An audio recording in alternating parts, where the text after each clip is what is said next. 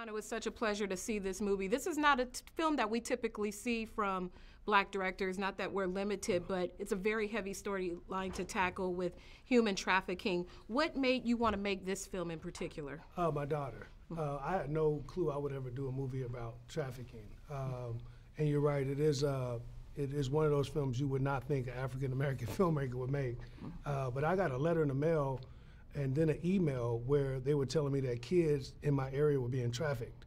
And you know, as a father of a 13-year-old daughter, I was blown away. So I started researching it more and more, and I realized that domestically this was a huge problem in the U.S., but then even in my area it had been almost 50 kids abducted over the last couple of years into trafficking. And that's made me kind of like jump into action, like, okay, I'm gonna write something. Never thought I would even write the movie, but it just kept, the storyline kept haunting me, and eventually I was like, I'm gonna do something creatively here and try to see if I could build a story to be able to, you know, educate people on what this is. Scary.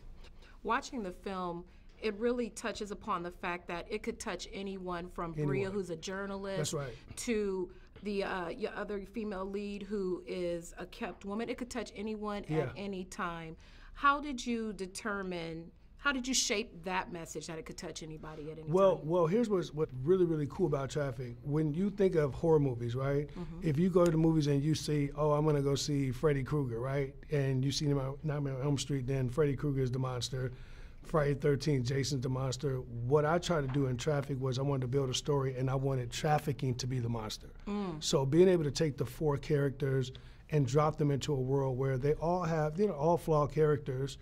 They're all doing something, they're all driven, but at the same time, at the backdrop is something they're gonna experience that's gonna change their lives forever. Speaking with those our four main characters, there are instances, it almost seemed like we had 8 characters at times, because Paula seemed so soft and so gentle, but was extra resilient. And then you have Laz's character, Darren, who kind of winks at you a little bit that it might be the bad guy, it might be the good guy. You just never know what you're getting. Was it important for you to add these layers to the character to further push the story along? They had to be all grounded in reality.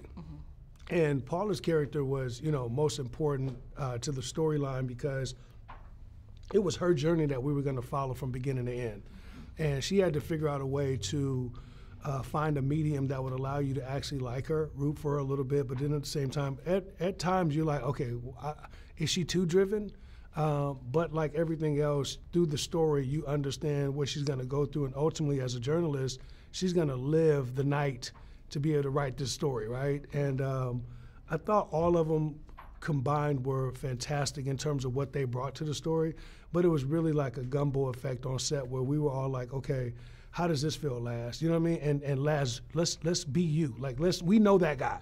You know what I mean? And that's not someone we could write. We just know him. So I said, I have a friend like this. So I'm like, yo, you got to be like this. And Laz, I mean, he nailed it. Rosalind nailed it. Omar nailed it. I mean, it just became like a lather that we all kind of got on us. And, you know, probably week 2, we were in sync. We would yell at each other for 30 minutes and then cry with each other. Then, you know, and that's the gift of independent film. You know, we knew we would never get a chance to go back and shoot more.